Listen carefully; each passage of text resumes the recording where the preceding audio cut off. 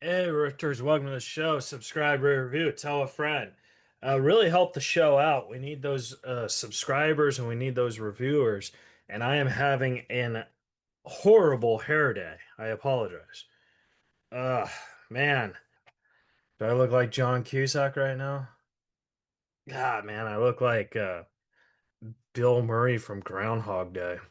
Anyways, subscribe, rate, review, tell a friend. We got a great show today. I'm very excited. I've been trying to get this guest forever. I know I say that a lot, but this guest I have literally been trying to get forever. He's one of my favorite character actors. You know him from Rush Hour. You know him from Tin Cup, Breakdown, Cliffhanger, like all these great movies. They go on and on. And he's on this new TV show Happy's Place. It's called Happy's Place. And season three is about to come out. I'm very excited. You also know him from Better Call Saul. I loved him in that. I mean, The Jack Bull, which is probably one of the best John Cusack movies out there. He was in that. And I'm just so fascinated with him. So I'm really excited to talk to him, get to know him, and I'm excited for you guys to get to know him too. So, subscribe, rate, review on Apple Podcasts. Tell a friend. If it's mean feedback, give me courtesy feedback on how to get better. You know. All right, guys. Razor Wrists with Rex Linn coming up next. From Hollywood, California, welcome to Reza Rifts with your host, Keith Reza. Hi, Rex Linn. What's happening? How are you? Well, I'm doing pretty good. I Oh, got a cold, a real bad cold. Trying to fight it a little bit. So if I sound congested or snotty, yeah. yeah, Oh, do you want to reschedule or are you good to talk? hell no. Are you Oh, okay, kidding me? okay. No. Okay, I By the way, understand. is that a Tyrannosaurus Rex you've got on your chest right there? Jurassic Park. Yeah, I like Jurassic Park. How's everything going? It's going good. It's so good to talk to you. Thank you so much for saying yes. I'm a big fan of yours, so this is an honor. Oh, thank you. Listen, my apologies about the time it's taken to do this, but can I just say I loved your cameo? Oh, thank you so much. Yeah. The most creative way. I was like, first of all, it made me feel terrible. I was Oh like, my God, that was not the point. I'm no, so no, sorry. no, no. It made me feel terrible in a good way. I was like, oh man, you know what? I forgot to email him back. I was going to email you back because we've been traveling. I was going to email you back and go, hey, I got like 2 weeks open here, and I forgot. I had a senior moment, which happens, Yeah. and I forgot. And then I get a cameo request, and I looked and I went, now that's the best way ever to get to remind me. And I just smiled. And so, Oh, okay. That was yeah, the no. point. Yeah, I did. It wasn't meant to make anyone feel terrible. Just, um, I Right. have Asperger's syndrome, so like I don't see social cues very well. So Uh-huh. like I don't know if you were getting the emails or not, and I know Miss Barr could have been busy. So like then I just thought, okay, I might as well just DM you on Cameo, but I couldn't DM you. It said I had to book you, so I was like, yeah, I'll just book you. That's all. That's all I meant. Yeah. Yeah, Where are you? I'm in Huntington Beach, California. I'll be danged, man. Yeah. Is it hot? Because at home, Sherman Oaks, California, Yeah. I just got a little warning on my phone that says we got in Sherman Oaks, we got a heat alert, Really? heat Oh, advisory. Yeah. well, maybe I got that alert, but I care more about talking to Rex Lynn than alerts. I like it, baby. Uh, so Rex, we might go back and forth a little, but I find this a little fascinating because it, in a way, it kind of connects to your past. So before you became a famous, right? You worked at a bank, and one of your first acting jobs, you were on Unsolved Mysteries, and you played a bank robber, Terry Lynn Coroner, which a lot of people, they could Google now, but back then it was kind of like, oh, it was word of mouth. Who is It this was a guy? big deal. Yeah. Yeah. And he robbed banks. So like Yeah. it kind of like connects you in a way, right? Yeah. It was weird. Are we on now on the podcast? Yeah, yeah, yeah, yeah. Yeah. So, so funny you bring this up, man. The guy that played Joseph Doherty, okay, the Oh, actor that played his partner, that played Terry's partner. I mean, didn't play him. The real life bank robber, the guy I was playing, his partner was Joseph. uh-huh. The actor playing him was a friend of mine in Oklahoma City. That's where we filmed it. We weren't in Los Angeles then. Uh, Joseph Doherty. So he really looked like him, Keith. He literally looked like him. So we had to. They're only paying us. I think they paid us $50. I think at Yeah. that. So we were in Oklahoma City filming at the El Reno Federal Prison where they both escaped on their way to court, federal court in Oklahoma City, which is about a 40-minute drive. That's when they got these marshals and had them, they stole their gun. One of them had a pen. He then did his handcuffs. Anyway, they got him over and they tied him up to a tree. Didn't kill him, thank God. And then they took off. Yeah. Well, they took off. When they took off, they drove up to Seattle. So we flew to Seattle to do the second half of this show For $50. a day. So it might have been 75. Uh, but anyway, we go up to this bank. All right. Uh, John Hendricks is the actor that's playing Joseph Doherty. okay.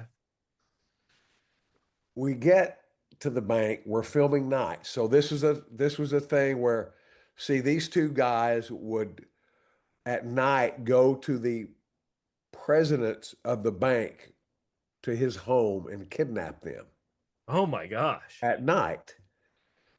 Then they would get the key. They take the president to the bank at 4 or 5 in the morning, 2 hours before it opens up, and they would go in there and rob the bank. That's how they did things. That's it. Yeah. They became obviously notorious and infamous. They were number one on the FBI most wanted list. Anyway, they'd go to the president's house, unfortunately, even if there were kids there, and they'd hold them hostage, and then they would take all of them to the bank. And so we were filming nights. But at this bank, uh, we were filming where we brought the bank president in, and so it was dark, you know. So John and I, it's funny now. At the time, it was really creepy. Okay. John and I are standing outside the bank, and the Okay. movie crew's in there. They're setting up a new camera lens over in the corner, and they had security there. They had Seattle police officers, three of them off duty, two of them pulled by. They wanted to see if there was anybody famous filming in the bank, you know. So it was one of those things. So there's like five cops.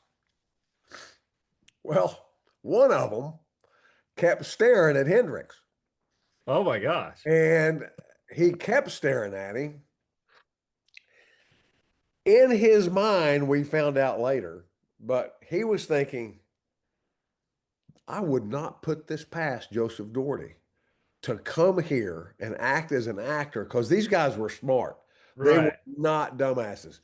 And he keeps staring at John. Well, John goes inside, and I'm standing outside.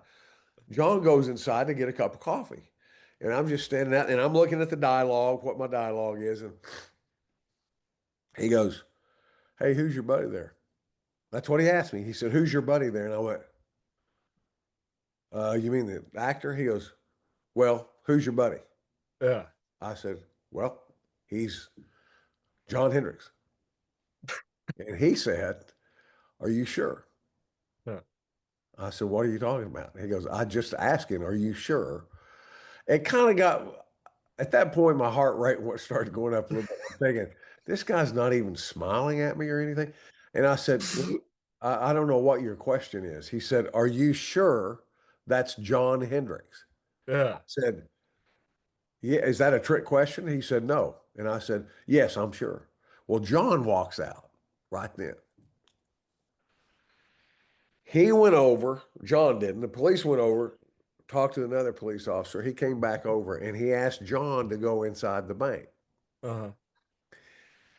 Keith, they made him take his pants down or roll his pant leg up because Uh-huh. Doherty had a tattoo on his kneecap, his left kneecap. Okay. One of them, one of his right or left kneecap, whichever it was. He wanted him to roll his pants up or pull his pants down so he could see his kneecap. Oh my gosh.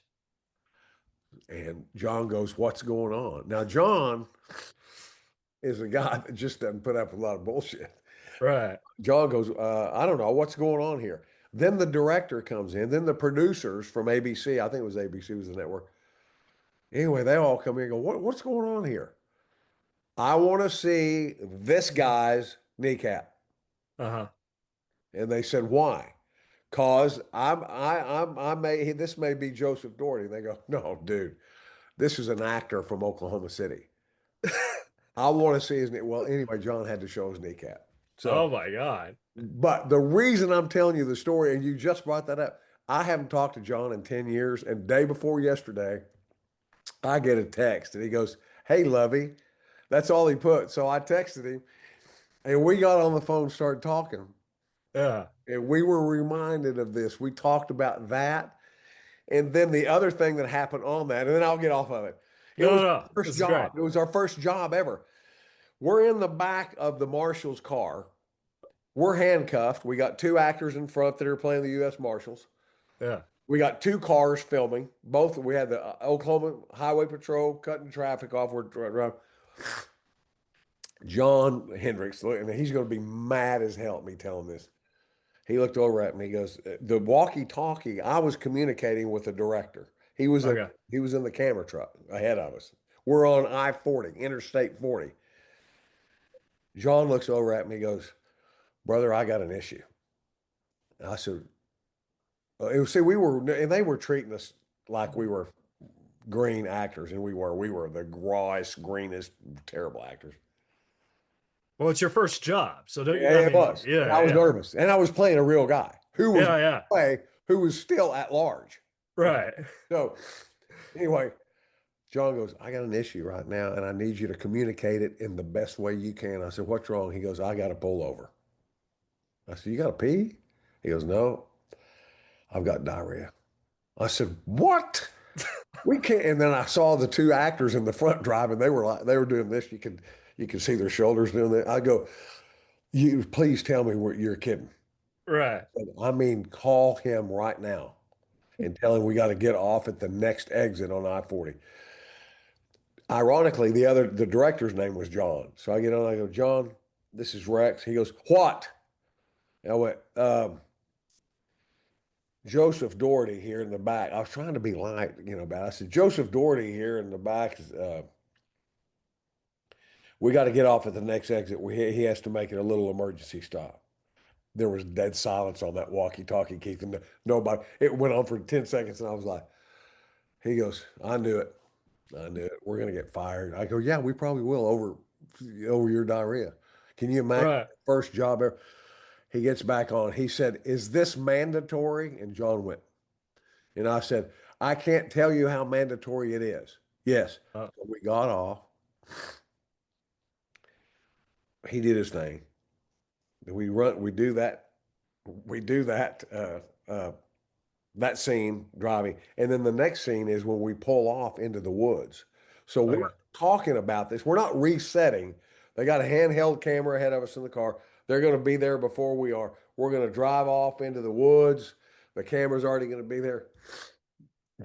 We get out in the woods. We've just been to the bathroom. We just filmed the highway scene. Now we're off into the woods, and John said right when we got to the woods, "I got to go to that barn." There was a barn on the Okay. property. He gets out of the car. Now they're filming him. He's supposed to get out of the car and get the marshals out. Right. He got out of the car and he made a beeline. Now it's funny I'm saying beeline. He made a beeline for the barn. And John, the director, goes, "What are you doing?" And he ran over and he went inside the barn to take care of business. And he got in the middle of a giant bee's nest. Oh my God. Oh, and he came running out. They were stinging him, literally. He had done his business and he was pulling his pants up. He was running out of the barn with his pants up and he was doing all this. And we were laughing. Well, the production crew wasn't laughing, but I was on the floor. I was laughing so hard. That was our story. It was a series of misfortunes for us. Right. But we later saw it and we thought we were stars. When we saw the Well, episode, we thought, yeah, we're on our way, man. well, Rex, that story alone was worth the $50 a day. It was for sure. Sorry, I didn't mean to drag that out. No, no, And but it's you know. so weird you brought it up. I haven't talked about it in 25 or 30 years until John last week texted me and said, "Hey, Lovey." And we started reminiscing on all of these stories. Oh my Yeah. God. I thought for sure you were going to say when the cop came, John came out. He's like, "Hey, Rex, I got a big bag full of money." Oh my God, that would have been, they would have shot him. I can't remember now. It wasn't too long after. I think it was 2 or 3 months. They caught Terry first.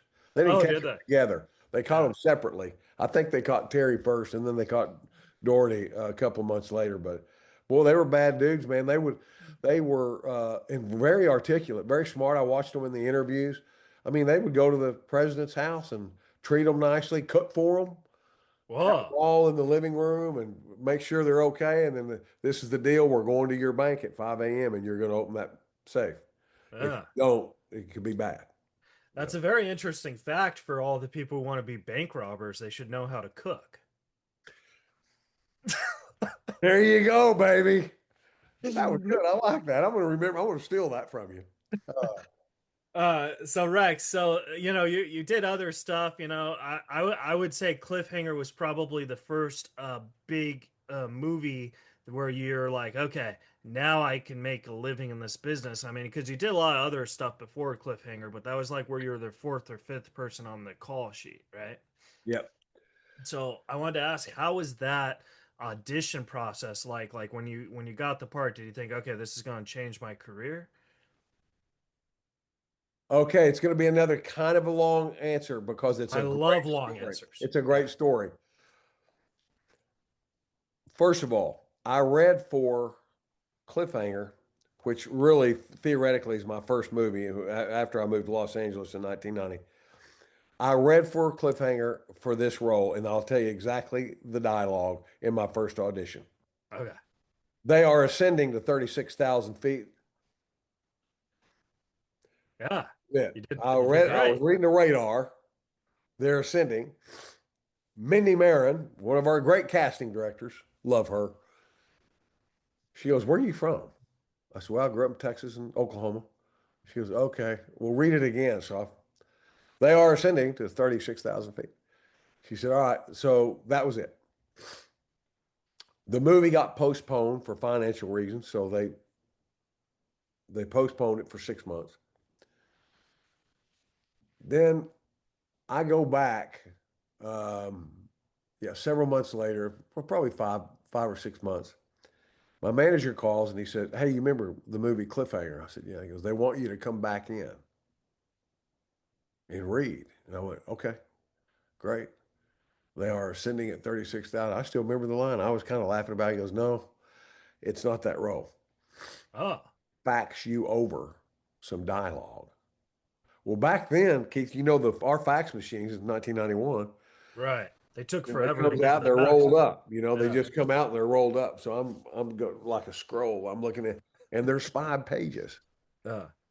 And I am like, shit. I'm trying to figure out how to keep it open. And I highlight it. And I go to the audition on Sunset Boulevard at Carol Co Productions in a business office. I'm waiting down there. So I'm speculating. Obviously, I was going to read for Mindy Marin again. I get there and Mindy comes down and she gets me. And she goes, "All right, look, here's the deal. This role, this is a really good role. And so you're going to be, as we're walking, she's talking. She goes, you're going to be reading for Sly now." I said, "What? For Yeah. Sly? What do you mean?" Yeah, I go, "What?" Because they only gave me a night to look at the dialogue. I wasn't really that prepared. I stayed up till midnight, 1 o'clock, going over the dialogue. Now I have a question before you continue. When Yep. they said Sly, did you know it was Sylvester, or did you think it was I some dude knew, named yeah, I knew Sly? immediately because I Oh. knew he was a headline. Okay. But just the fact that she said that Yeah.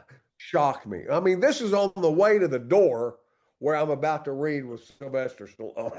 Okay. Excuse me. So we get in there, and there's Sly. He's smoking a cigar, Cuban cigar, and he's got his feet up on the table. And I swear, man, all I could think about was, it's Rocky. Oh my God, it's Rocky.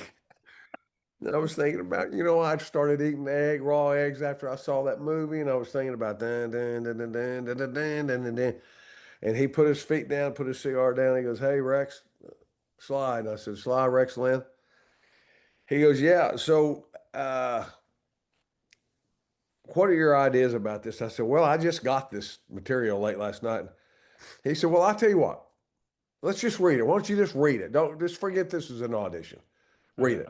So I read it. It was terrible. It wasn't terrible. It was just mediocre at best. So I read the dialogue. He said, "Where are you from?" I said, "Texas and Oklahoma."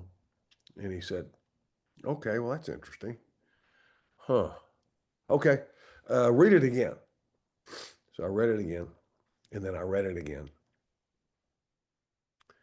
And he said, "Okay, well, thanks for coming in." I said, "Is there anything else I can do? Change it up or anything?" He said, "No." So I left. Never heard from him. Uh-huh. Fast forward about a month. I'm at Warner Brothers on a Friday, and it's raining. And as you know, in Los Angeles, traffic is not great.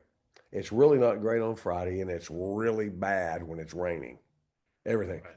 I'm at Warner Brothers in overalls. I've got overalls on, and I'm about to audition for a sitcom for Uncle Willie. Okay. And my line in there was, "Hey, Margaret, will you pass a chicken fried steak, please, and get me some gravy too? I like that black pepper gravy." I mean, that's what it was. And there were 10 other bald actors with overalls on in the waiting room. Right. Well, the phone rings. The girl answers. She said, "Is there a Rex Linn here?" Well, I was at the time. My mom was very sick, and I in Oklahoma City, and I thought, "Oh my God, Oh, you thought it was your mom. oh Okay. no!" I said, I'm Rex Linn." She said, "You have an emergency phone call." So I Oh my picked it up. God. My heart, oh my God, my heart was racing. It's my manager. And he goes, "Where are you?" I said, "Well, what do you mean, where am I? You sent me over. I'm about to read in here for this Margaret pass the damn gravy thing." He said, "Write this address down on La Cienega." Yeah. I said, "All right, what is it?" He said, "You're going to go do a screen test with Sly, Stallone, right now." I said, "What?" Long story short, I take myself and my overall self and my farmer peppered gravy self, and I get in the car, and I'm 45 minutes late by the time I get there. And Mindy's there, and she's not happy about that. We go in, and there's Sly in the room. Tony was there as bodyguard, I think. They had the camera and light set up, and I read twice for Sly. And I'll never forget Mindy going, she looked at me when I got there, and it was pouring down the rain. She goes, "Why are you wearing overalls?" I had to tell her, I told her the story.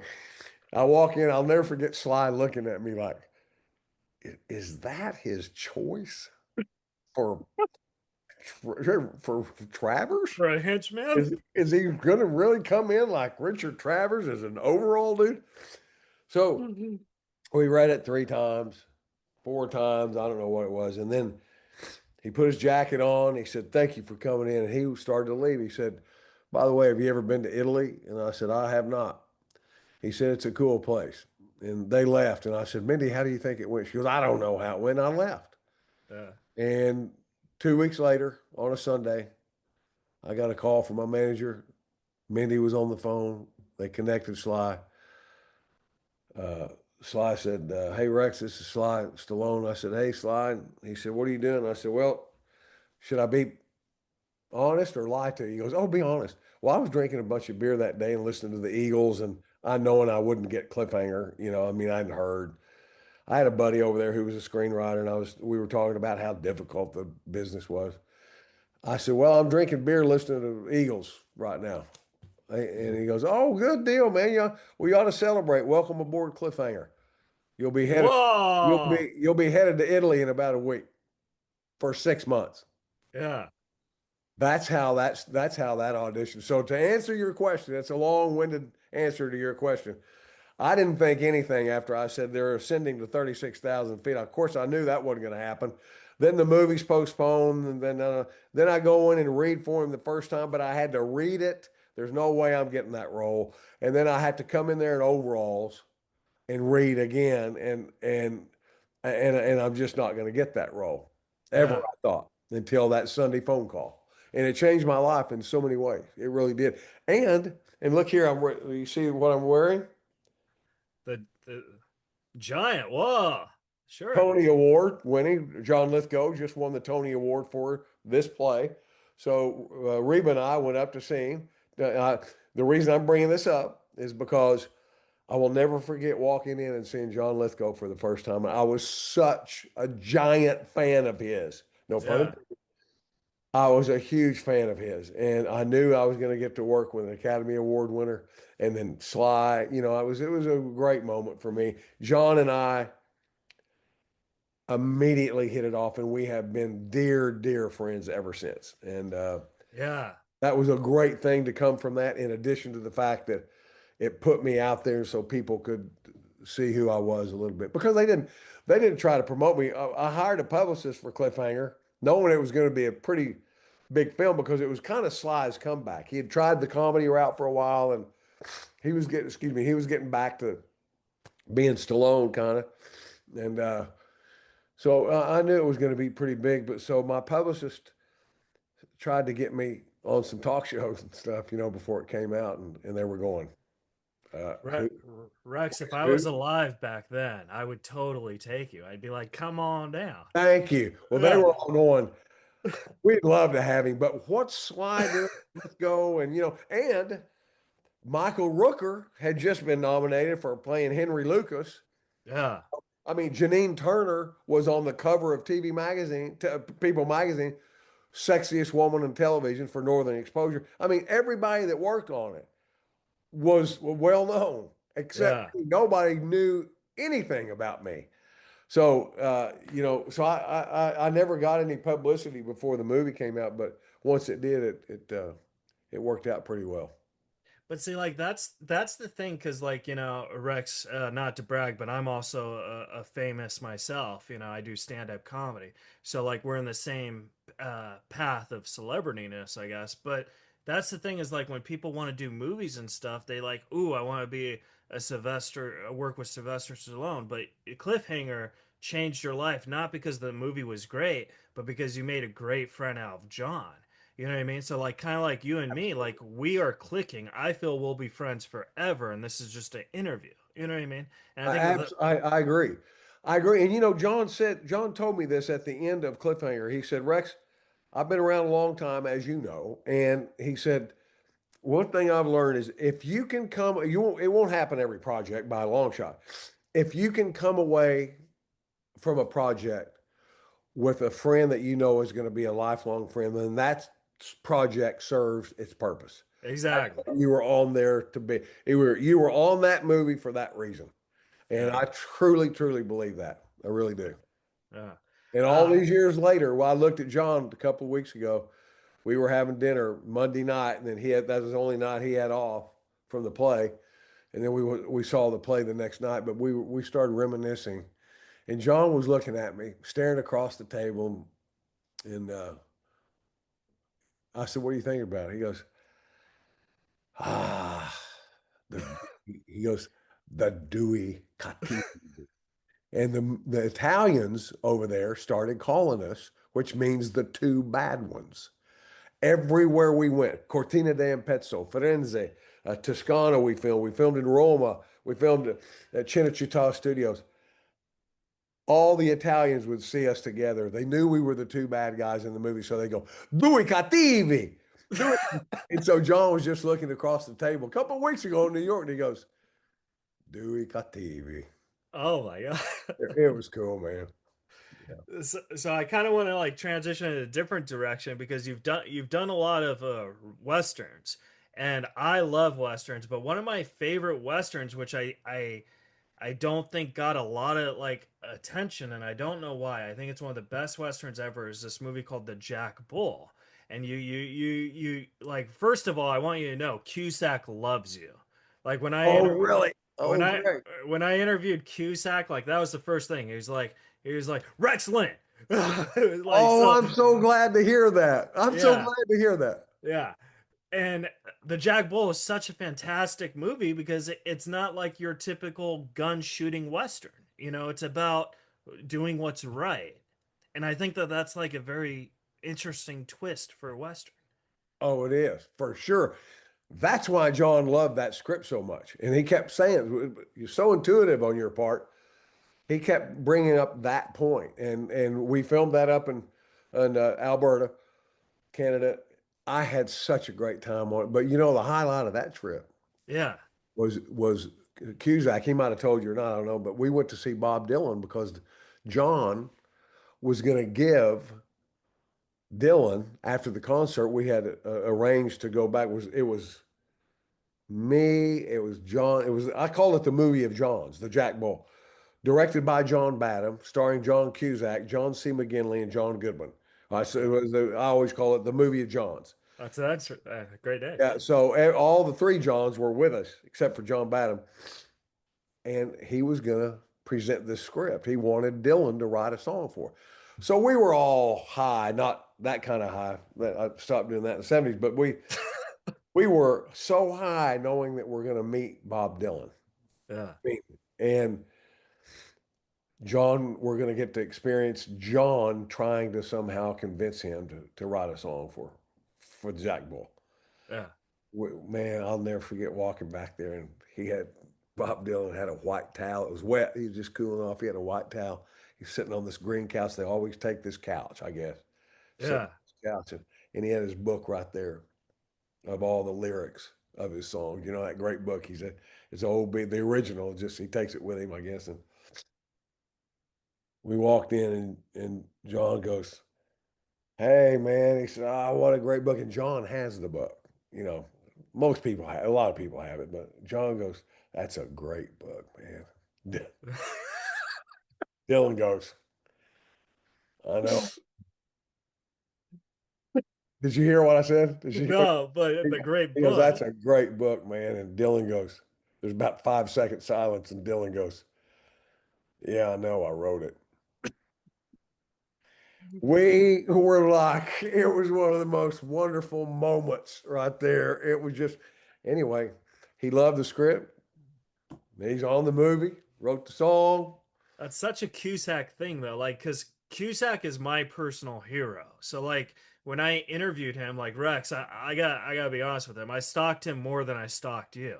So like Love it. he doesn't do interviews, and he finally did it. And then after he said, that's the best interview I've ever done. You know what I mean? And he said he'll do my podcast anytime. So like I like that because he's kind of like me in a weird mysterious way where like you could tell just by these stories or watching like what he does on screen. You know what I mean? Yeah.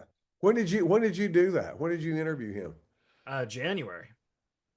Did he say I haven't talked to him in a while. Does he want to work anyway? Is he working at all or does he Uh, want to? Or I mean, he has a book coming out that he wrote, a graphic novel, but like I kind of keep my friendship with him, private, so I don't want to say too much. I But got you. but I will say, when I asked him about the Jack Bull, his first thing he said, Rex Linn. Like so, Oh, like I love it. it was, and We had you, a blast on that movie. That was fun. It was a good movie, though. It got overlooked, like you said. When I say the Jack Bull, somebody goes, not too long ago, I was doing Stick. I just finished the second season of Stick with Owen Wilson. yeah, January it'll be out, I think in November for a second season. I'm not sure exactly the date, but somebody goes, "Hey man, what you've been in westerns, haven't you?" And I said, "Yeah." How many? I said, "Hell, I don't know." Anyway, they looked it up on IMDb. I think it was 13 or something like that. And I said, "Oh, I didn't know I've done that many." But I love westerns, and I've been in some really good ones. But the Jack Bull always stood out to me because it was out of the lane. It was outside the lane of a western. yeah. Yeah. And it was for that reason I really, really liked it, and I was glad to be a part of it. And Yeah. I thought John was great in it. Yeah. But like you have so much of these, because I interview a lot of people and I hear some amazing stories about you. Like I interviewed Mark from Rush Hour and he was telling Mark me, Ralston? yeah, and he was telling me like one of the funniest things because he said when you guys were working together, you guys were like, okay, it's a Jackie Chan script, so we know it's going to be big in the Jackie Chan audience, but no one really knew who Chris Tucker was, so you guys were kind of like, this might just be whatever, just like a C movie. And he said that you gave the idea of instead of calling it like, oh, Agent, Mark or whatever, you said, let's just call each other by our first names because that's something agents don't do. And he Yeah. said that you guys did that on every take and they loved it so much that they kept it. Yeah, they did.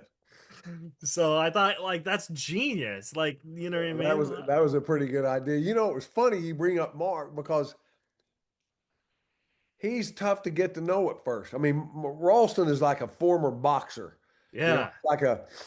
and he's serious about his work. And man, he's a good actor. He's such a good actor, and I learned a lot from him during the course of Rush Hour, which was about 3.5 months. But he was a hard nut to crack at first, and then we all of a sudden we just hit it off, and Yeah. we got in trouble 2 or 3 times and laughing. We'd start, and he's not the Mark. You know, he won't come off immediately as a warm and fuzzy dude. Right. Right. Yeah. Once you get to know him, he's a sweetheart. He will do anything for you. But we got to the point where we started making each other laugh when we shouldn't have made each other laugh. And at one time, I think Brett Ratner came up, who's directing, and said, "Guys, I think it's funny that y'all like each other, and I think it's funny that you're laughing because laughter is a big part of the world. But stop it." And he turned around, walked off, and Ralston looked at me, and goes, "I guess we better get serious." And I said, "Well, okay." We couldn't. We just kept laughing. We got in trouble several times, but excuse me, he was so great to work with. I ran into him about 3 or 4 months ago at the sushi bar, and I hadn't seen him in 15 years. Oh my gosh. Yeah, we Yeah. we we kind of caught up as much as you can standing at a sushi bar, but I'm glad you got to interview him. And he's talk about work, man. That guy has never stopped working. I don't think. I mean, Yeah. But I mean, like the point of me bringing that up is like that story of, like I think because, I specialize in comedy. I do stand up. So I kind of understand all forms of comedy. And when you call an FBI agent, if your partner's the first name, there's something very funny about that I don't think the average person, nor if you're an FBI agent, you like, excuse my French, you fucking know that it's funny. You know yeah, what I mean? yeah, So yeah, sure, so I'm cracking up because then when I rewatched it, I'm like, oh my God, no wonder these scenes were so funny because no one understands that. no, There's a line of respect, like, you know what I mean? And you're just calling each other yeah. Dan, and, it's We so were great. shocked that they kept it. I thought Ratner was going to go, dude, no, don't call him by his first name. Never said a word, man. Never said a word. That's so great. And then I wanted to jump into the Zodiac because you did the first Zodiac before they Yeah, like remade the Zodiac.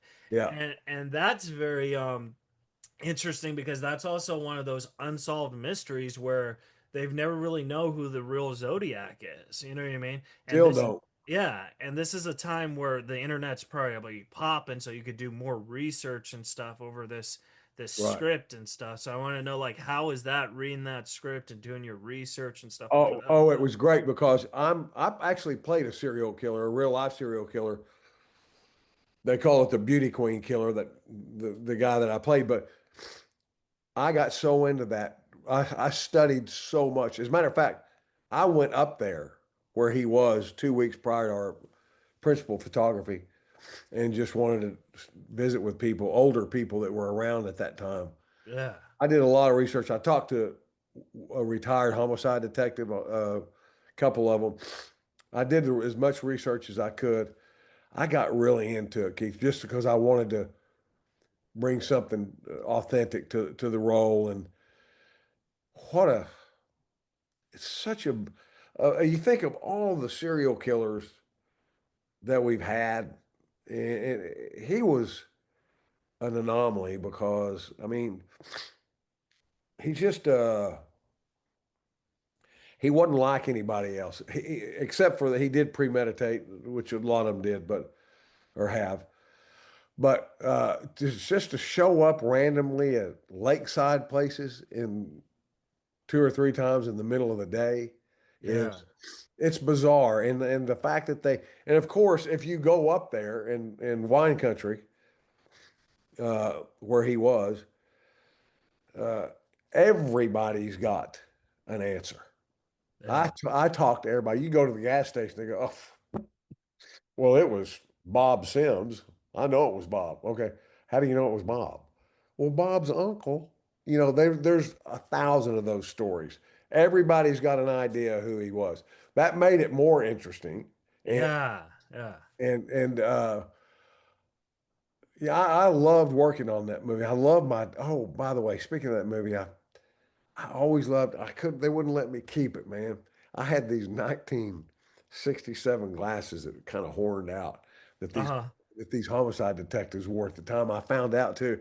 So I told them about it, and they did the research, and they got me a pair of them. I didn't get to keep them, but uh, one of the funniest moments of my career was, ironically, it's about a serial killer. Was at the Zodiac, and you know, my character, real life detective, and his partner, they flipped a coin, and my character lost my detective. So in the scene where I dress up like a woman. So they did this for several weekends where one of the detectives had a wig and breast and dress and everything. And he sat over on this side, the passenger side, and they waited out by these lakes, you know, to see if they've like bait, basically. Yeah. Well, Brad Hinkey, God love him, one of our great actors, he just was looking at me when I was about 3 in the morning. He was just in the car. He was just looking at me. We got a picture of this. The still photographer took a picture of this at this moment, and I still have it framed. Yeah. I looked, I looked at him seriously. I mean, I had a serious look. We weren't filming, but they were getting ready to roll the camera. The camera's in front of the car, and I just looked over at him with a real serious face. And you know, I've got lipstick and everything. And Brad looked at me. He just went, "You look like You look like such a dork, man. You really look like a dork. You don't even look like you're dressed up to maybe catch a criminal or anything. You look like a dork." And I said, with a straight face, "Thank you, Brad. I appreciate it." And he Yeah. started laughing, and we couldn't get into the scene. They had Alex, the director, came over and he goes, "Guys, we're running out of nighttime here because I appreciate everything, but can you know, but that story was great. I loved working on that movie. And then, of course, it got completely covered up by the other Zodiac that came out, you know, Yeah. which was good. That movie was good too. Yeah. I liked But it though. but your well, what I'm saying is yours is the first. You know what I mean? Yeah. It's like Dune or Little Shop of Horrors. Like there was Yeah. always, you know what I mean? There's always a And you first. know what? I saw the movie not too long ago, Keith, and it still holds up. It's not a bad movie. It's not the production that the other one was with Gyllenhaal and all those guys, but it was a good movie. I enjoyed my time on it, and I learned. Yeah. See, I don't think everyone like when people say like, "Ooh, there's bad movies out there." I don't, and maybe this is just because, apart from the artist's mind, I don't believe there is bad movies out there. I believe there's certain mistakes that could make a movie maybe not so enjoyable or whatever. But like for example, because Rex, not to brag, but I'm also a celebrity.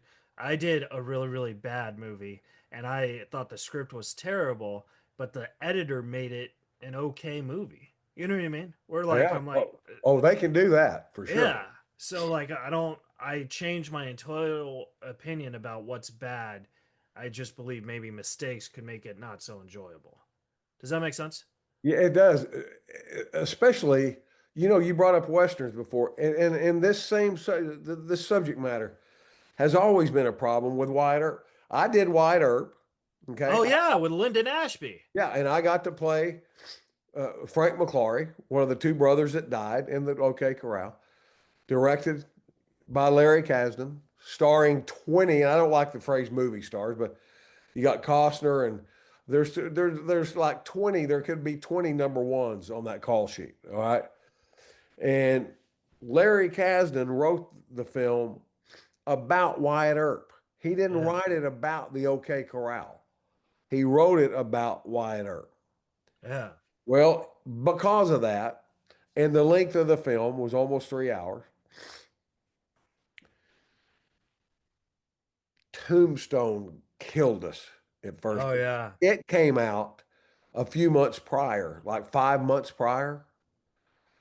But that wasn't that target audience for Tombstone was like young males 18 years old because I mean they didn't go I mean I think there were 33 shots fired in 55 seconds or vice versa, whatever it was. That's what we did. It took us 9 days to film it in OK Corral. It wasn't, if you watch Tombstone, the shootout at the OK Corral was about 20 minutes. yeah, I mean, it lasted there. People were jumping under water troughs and doing it. No. Those shots came out within 10 feet of each other. My horse got shot 5 times, ran out. I mean, we did it as much as you could do it based on the information you had. Larry tried to make it like that. Well, when both movies came out, when Wyatt Earp came out, my buddies were like, man, the whole shootout at the OK Corral was fast. I said, well, I mean, it only lasted 55 seconds. yeah, yeah, I mean, they did come into town, but the day before, Frank and Tom McClary. But I loved Wyatt Earp. But you think about it, and they go, you talk to somebody, and they'll go, "Oh, we love Tombstone. We love Tombstone so much. It was Val Kilmer was great." And I said, "Well, Dennis Quaid, in my opinion, should have gotten the Academy Award for his yeah, yeah, performance. He was unbelievable in that." But going back to what we're talking about, people would say, "Yeah, Wyatt Earp was not a good movie. Tombstone was great, but Wyatt Earp was." They're two different films. One yeah. of And them it's was made for a target audience for this. The other one was made about Wyatt Earp, and so I still love Wyatt Earp so uh, much. I have a funny question for you. So when you did Breakdown, did you ever tell Kurt Russell, "Hey, I loved Tombstone"? No, no. As a matter of fact, how about this? I said, We had a couple of beers one night, and I said, he said, "Were you in?" Somebody told him. He said, "Were you in Wyatt Earp?" I said, "Yeah." He said, "Who did you play?" I said, "Frank McClory." So since he did that, this has not been an ongoing joke with Kurt and me for a long time. He said, so who'd you play?" I said, "Frank McClory, Yeah. one of the two brothers." He said, "Oh shit, man, that's cool." I said, "Who'd you play?" He said, "What?" I go, "Who'd you play?" "I didn't see Tombstone." And he goes, "Bullshit." I said, so that was an ongoing joke. We'd walk up on the set going, "Who'd you play?" "Well, who'd you play?" Yeah, that was an ongoing joke. But by the way, Kurt loved Wyatt Earp too. He thought it was a really good film. So Oh, it was so great. I mean, that was another film. You're mentioning films that I have. Breakdown was, I tell you, Kurt Russell, what a stud. I yeah, mean, you just can't beat him. He's just a stud. I think that's one of his best performances ever in that movie. I yeah. hope you said, did you see the movie? Oh yeah, yeah, yeah. I mean, I watch a lot of film and stuff because I also teach screenwriting. So like I use little samples on certain films. So Right. I've probably seen every movie in the world, like Rex. I mean, not to, I love you that. know. Rex, I want to respect your time, and I know you're not feeling too good, but I have like five more questions. Can I ask these Of or? course. Oh, okay, cool. Hell yeah, man. Um, so this might crack you up a little bit. So you did this movie called Zombie Beavers, and the reason why I bring Oh, this actually, I'm going to have to correct you. It's Zombeavers. Zombeavers. Yeah. Okay. Because I So got corrected by the writer slash director several times going, why am I doing zombie beavers? Well, you're not. You're doing Zombeavers. Anyway, Okay. go ahead. I'm sorry. Zombeavers. But I wanted to ask you because Jordan Rubin directed that, and when I started stand-up comedy, Jordan Rubin was like the number one star at stand-up. And then he did that movie and he didn't do stand he hasn't done stand-up since. And I wanted Exactly. to yeah, I wanted to ask your opinion, like why? Like is that just something like when people do a movie, they're like, oh, okay, I'm no longer in one form of the art, I'm in a new form, or like how in your No, mind I don't. what? I don't even know. I mean, I never discussed that with him. I knew he was stand up, and by the way, he's funny. Oh, he's so funny. That dude's funny. Yeah. I never even. This is the first I've heard that he discontinued stand up. I've never had Yeah. the conversation with him, and I love him. He's a good dude. One of the best things he said to me, and it's the reason I did the movie. Yeah. I went to meet him. Then it was called the uh, Ruben. Jordan Rubin Untitled Project. That's say that twice in a hurry. So he said, I got in the room with him in the office, and he said, I guess you're probably asking yourself why you would do a movie called Zombeavers. And I said, Uh-huh. is that what it's called? I didn't know.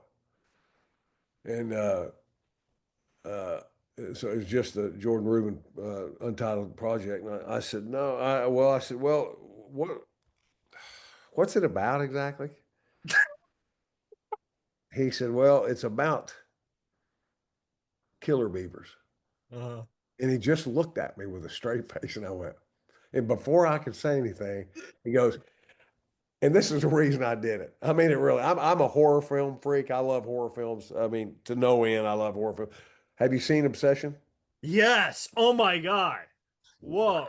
Talk I, about switching big into a horror film. Oh my God. no kidding, man. I went Whoa. crazy.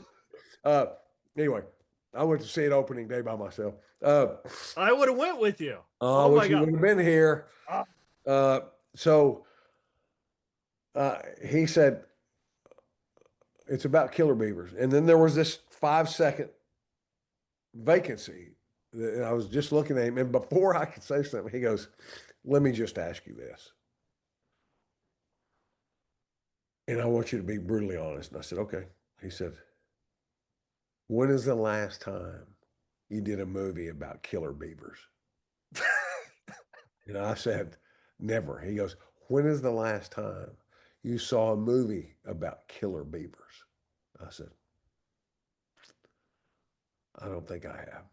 He said, "When's the last time you contemplated playing a deranged mountain man who gets bitten by a beaver and you turn into half man, half killer beaver?" And I said, "What time do we start? What's my call time? I'm sorry, but," he goes, "Well, I don't have a lot of money." I said, "It doesn't matter. What's my call time?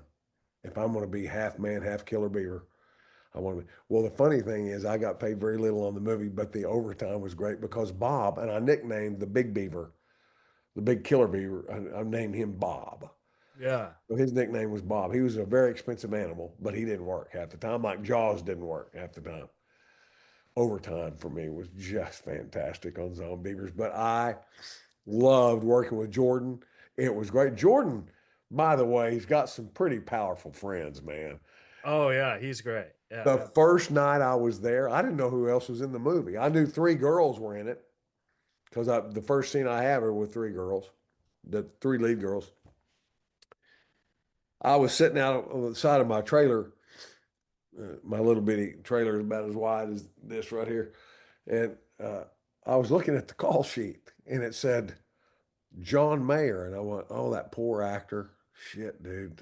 His parents named him John Mayer. Yeah. He's got to fight that for the rest of his life. No, I'm not the musician. So I'm just looking there. And the second AD comes up and he goes, well, it's going to be about 10 minutes. And I said, okay. And I was just looking at the cast. I said, is the rest of the cast here? He said, the girls are here. And I said, it's just you four tonight. And I said, okay. I said, this poor actor down here, John Mayer, don't you know he has to explain that a lot? He goes, it's John Mayer. And I said, I know, I'm looking at it. And I said, don't you know it'd be weird if he's got to say, I know. He goes, no, it's John Mayer, the singer, It songwriter. it's the He's John play- Mayer. and then I look down and I see Bill Burr, Yeah. the Bill Burr. He goes, yeah. I go, what in the world, man? Jordan's had all these people would come to the set and say hi to him. I'm going, shoo, wow. Uh, Yeah.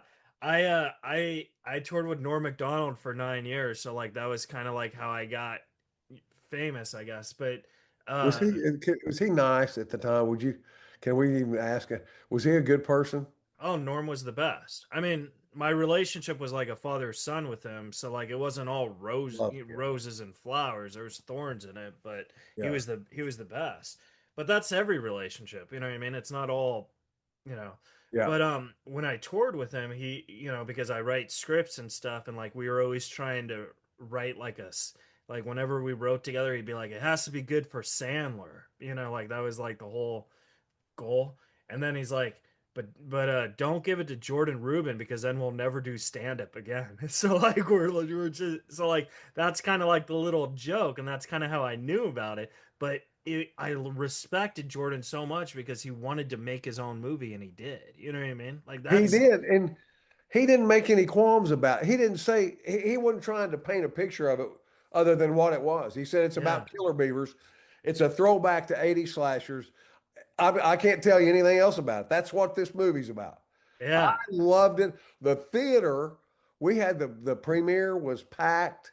It became a little cult film on Netflix for quite a while.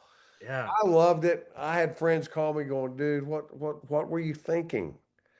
Why are you doing zombie beaver? I said, well, first of all, it's Zombeavers. Uh, and so, people were We live asking, in a PC world. You gotta name it yeah, correctly. I had a blast though. It was so much fun. But I'm telling you, Jordan, he would come up with some stuff like in the middle of the night. He'd go, hey, Rex, I know that I've written this paragraph here, but I'm changing it. I said, okay. Whatever you change it to would be even funnier. And he'd just write a note down here. He goes, here, just say that. Just tape it up on the dashboard if you want. Just say this. Yeah. And I'd read it and I go, well, shit, there's 5 lines here. Give me a little bit. And he said, okay, I'll give you 5 minutes. Just say it. If you have to read it, I don't care. Just the changes he made on the spot were hilarious. I mean, the guy, but I'm going to text him because it's interesting. I lost touch with him, but I didn't know that he discontinued stand up. I mean, Don't say I said oh, I it. won't. I won't. Yeah. Well, wow, Rex, I don't No, need no, no, that. no. I won't bring it up. I'm Yeah. just going to ask. I'll just say, what have you been doing? Stand up lately or what? Yeah, yeah. I know how to handle that. Yeah. I mean, he could always listen to it and then find out, but yeah. But it's interesting because you tell me that story because I've read a lot of articles about you how like one of your dreams was to like a reason why you wanted to be an actor was to play a Wolfman, and now you're playing half man, half beaver. So Yeah, like maybe that's kind of like a little it was. birthday cake to your dream. It was absolutely, Yeah. So that I absolutely. think that's fantastic. You know what I People mean? people wonder about me, when I say things like my one of my. I'm not throwing names out here. I'm just because he's who he is. Ed Harris is one of my dearest friends. And one time I told, and Ed's obviously, Ed Harris's work. He's a serious actor and all that. He said, if you could play anything you want, one night we were talking. He said, if you could play anything you want, what would it be? And I went, well, I missed the boat on that one because I'm too old for that now anymore. But I said I would give it, and I said it. I was serious. I'd give anything to play the Wolfman. Yeah. And Ed looked at me like I might have said, Ed, I don't like your grandmother, and I never have liked your grandmother. And the last picture I saw, she had an earlobe growing out of her forehead. He looked at me so oddly. He goes, "What?" I said, I would like to play the Wolfman." He goes, well, "What do you mean the Wolfman?" I said, "Lon Chaney Jr., the Wolfman." Yeah. He goes, "Are you serious?" I said, "Yes, man, I'm serious." He said, "Well, that's interesting." I said, "Well, it's true, and I mean it too. I mean, I would have given anything to play." And of course, if you read those books, People always think, for me, I grew up in a small town in Texas. I liked Westerns and I liked John Wayne, but they didn't influence me. Lon Chaney Jr., Bela Lugosi, Boris Karloff, Lon Chaney, all those guys. I was mesmerized. And when I was old enough, when my parents, however old that is, in seven, eight, when they made me realize there is no Wolfman. It is an Yeah. actor, and they put a mask on him, and he gets paid, and he's a Wolfman. Well, I Hmm. thought, oh my God, that's what I want to be, and that's where my first influence started was the original Wolfman, and then Clayton Moore comes out, and he's the Lone Ranger. He's got a mask on. He's a cowboy. I liked him, and then of course the whole world blew up when I saw Batman the first time. I'm just telling you. And luckily, The Adam West one or the Adam West, Oh, okay. you were a cell somewhere in the universe. You were a sperm cell. Uh, I got the opportunity to meet Adam West at a CBS uh, publicity gathering. We were doing CSI Miami at the time. There was Adam West at this. Was talking to four women. I will never forget this. All I had a glass of white wine. I had my publicist with me. That sounds snotty, but I just hired her. She was very young, and I said, "Oh my God, Adam West is here!" And I just freaked out, Keith. I was like, "I got to figure out what to say to him without bringing up Batman because you can't bring up Batman. You can't. Right. Otherwise, you're just like everybody else, and he's going to say the same blanket response." So she didn't know who he was, and I said, "Adam West is standing right over there. I got to think about. I'm going to go get a beer and think about what I'm going to say to him."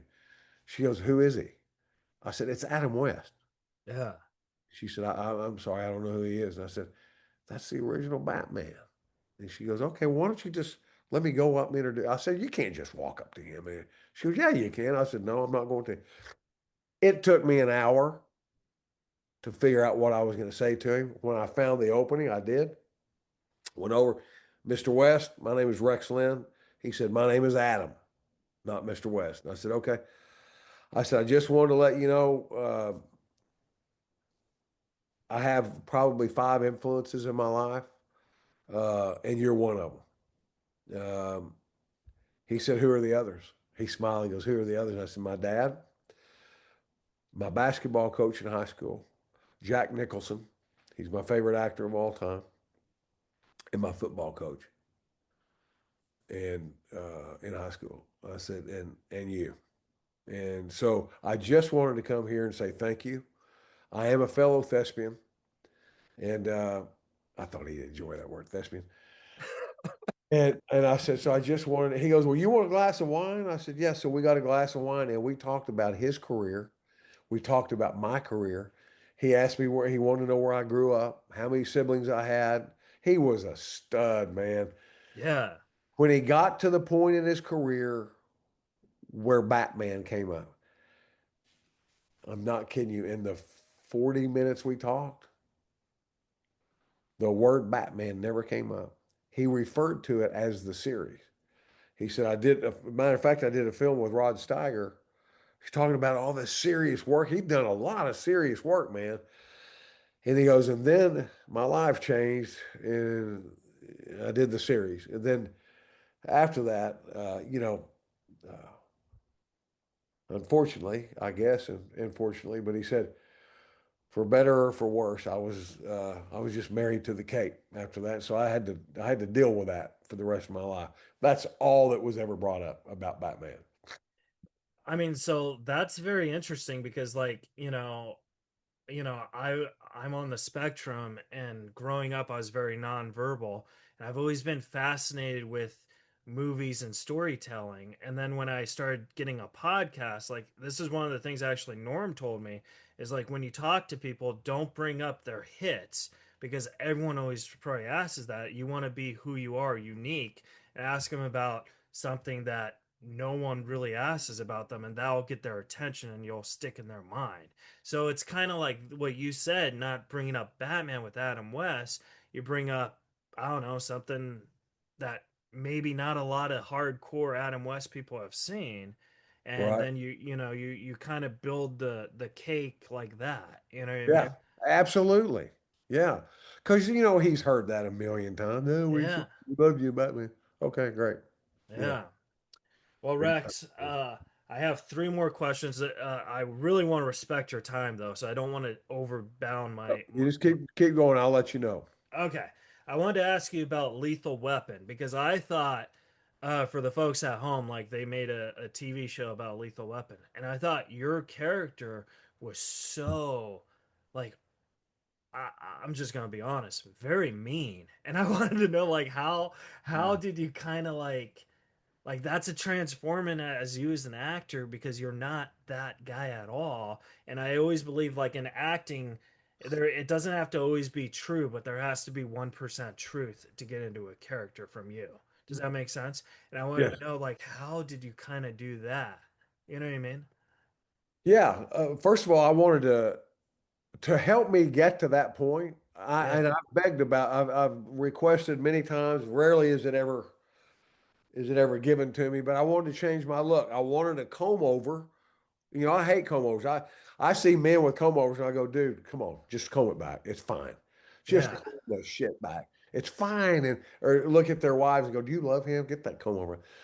For this character, I wanted a comb over, and I knew that they were going to have a flashback of me getting shot, and they were going to put a little scar on my face. Well, that initial scar was not much. I said, I want a comb over, a greasy comb over. And if you could really, I love prosthetics and stuff. Can we really get into it?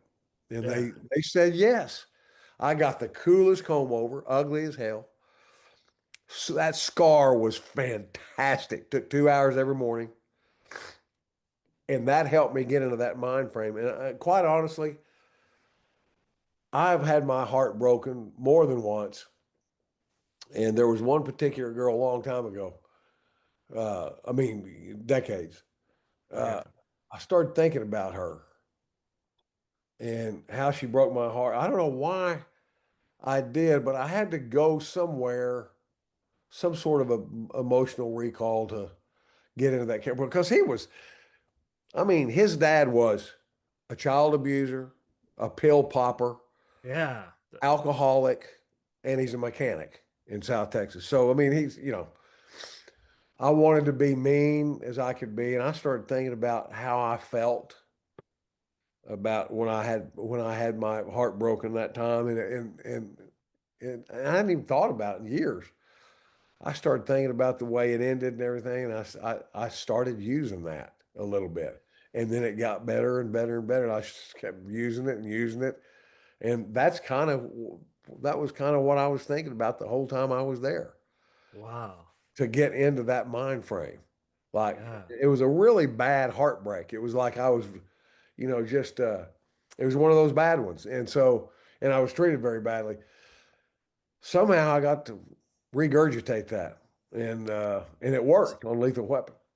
So like what you're saying is like you took that experience of if you did drink and do those pills, like how would your life have been? And you took that one glimpse into that character over this heartbreak.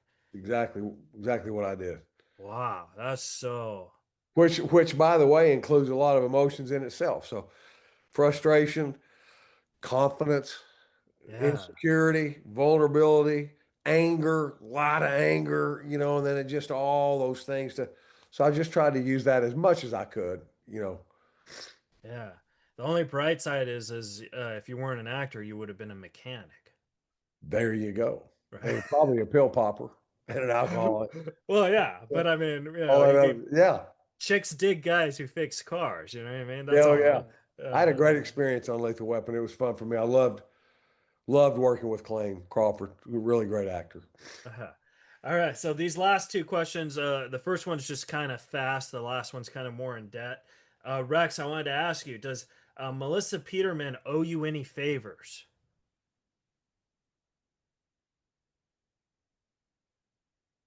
Probably a lot.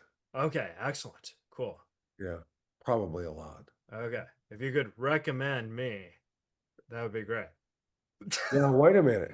You tried to get her? Yeah. but just if you could just throw in a recommendation, I'll send Well, in yeah, another well, you got to request. let me know that you're trying to get her now that I Oh, know. okay. Okay, yeah, yeah, And yeah. now that I know, I'm going to make sure she does it. Oh, okay, you're the best. All right, I just cool. got a text from her a minute ago. She just texted me, showed me she got the coolest dog in the on the planet named Elvis, Yeah. and I'm a dog freak. So she just texted me. I will She's make sure. so funny. She's like, She's oh the my God. best. Yeah. Yeah. So, but speaking of favors, I wanted to ask you this. I obviously can't predict my career. All I could do is try. But if I ever become like a huge successful movie star or TV star, what is one favor I could do for you that like no one's really ever done for you as an actor that I could do for you to pay this forward? Ask the question one more time. Oh, what is if I ever become like a huge star like John Cusack? Okay. What is a favor I could do for Rex Linn? Can I donate to a charity, or can I put you in the Jack Bull too, or what can I do to make Rex Linn happy?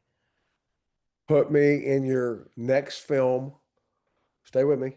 Okay, In your next film, find out a way that I can put on a Wolfman mask out of focus in the background, even if it's a modern day, if it could be a rom-com, whatever. It doesn't okay, make. okay. I just want to be the Wolfman, even if it's out of focus. Just let me be the Wolfman. All right. I could You be have walking across the street in one frame of the show, but if as long as I got a Wolfman mask on, that'd be my favorite. You have my word. If I ever get like a sitcom, I'll bring you in as a guest star. I'll be like, "Oh, this is old man Riley. He wants to be the wolf man, and we'll dress you Yeah, as a wolf." baby. And you just walk in and you just be like, "Rawr." I love it. That'd be Right? my favorite, I'd ask. Uh, well, Rex, I really appreciate you. I'm a huge admirer of your work, and I'm glad we're friends, and I'm glad you said yes. So thank you so much. Thank you so, and thanks for the cameo. Oh yeah, I Yeah, really meant it as a heartfelt. I didn't it mean was it as just brilliant, brilliant. And just because of that, we are going to be friends for life. And I'll get Melissa on the line, tell her to get with you right away. And by the way, let me just say this to end this. What you do, not this podcast, you're great at podcasts. Stand-up comedy is one of the most difficult professions anybody could ever pursue. In my yeah. opinion. I've watched it. I have friends that are in it.